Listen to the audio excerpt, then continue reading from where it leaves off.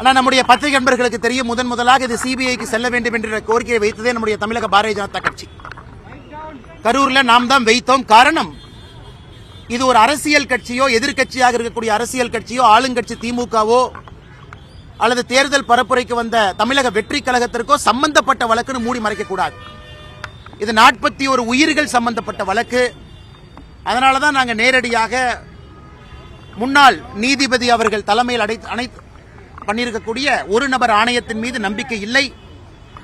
அதே நேரத்தில் சிபிஐ முழுமையாக ஒரு ஃபோரன்சிக் இன்வெஸ்டிகேஷன், முழுமையா என்ன நடந்துச்சு, யார் வந்தாங்க போனாங்க, ஆர்கனைசர் மீது தவறு இருக்கா, லோக்கல் அட்மினிஸ்ட்ரேஷன் மீது தவறு இருக்கா, கூட்டத்தில் யாராவது மர்ம நபர்கள் கலந்திருக்கின்றார்கள், இதெல்லாம் முழுமையாக ஒரு ட்ரெயின்டு ஏஜென்சி மட்டும்தான், இதற்காகவே ட்ரெயின்டு ஏஜென்சி. இது போன்ற பல வழக்குகளை பார்த்திருக்கக்கூடிய சிபிஐ வர வேண்டும் என்கின்ற கோரிக்கையை வைத்தோம். எங்களுக்கு உள்ளபடியே மகிழ்ச்சி. பாரதிய ஜனதா கட்சியினுடைய 2 தொண்டர்களும் கூட தனிப்பட்ட வகையில் உச்சநீதிமன்றத்திற்கு போயிருந்தாங்க. அக்கா உமா ஆனந்தன் அவர்கள் தனிப்பட்ட முறையில் உச்சநீதிமன்றத்துக்கு போயிருந்தாங்க. வழக்கறிஞர் அவர்களும் தனிப்பட்ட முறையில் ஜிஎஸ் மணி அவர்கள் உச்சநீதிமன்றத்திற்கு போயிருந்தாங்க.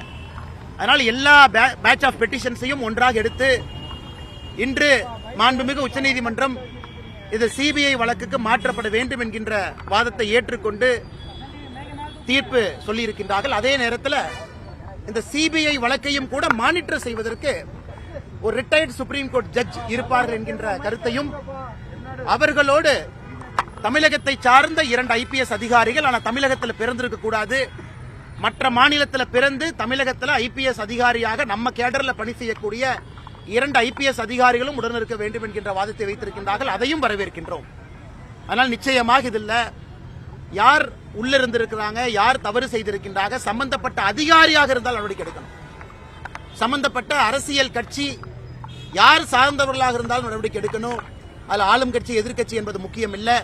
அதனால் நிச்சயமாக நீதி வெல்லும் என்கின்ற நம்பி இருக்கு. அதே நேரத்தில் எப்படி நம்முடைய சென்னை உயர்நீதிமன்றம் நீதியரசர் அவர்கள் நிறைய விஷயத்தை அவங்களாகவே எடுக்கிறாங்களோ, அதுபோல கரூரில் பாதிக்கப்பட்ட 41 குடும்பம், அதுல அவங்களுக்கு தெரியாம 2 நபர்கள்ட்ட பொய் சொல்லி கையெழுத்தை வாங்கி அவர்களையும் இந்த வழக்கில் பெட்டிஷனா சேர்த்திருக்கிறாங்க.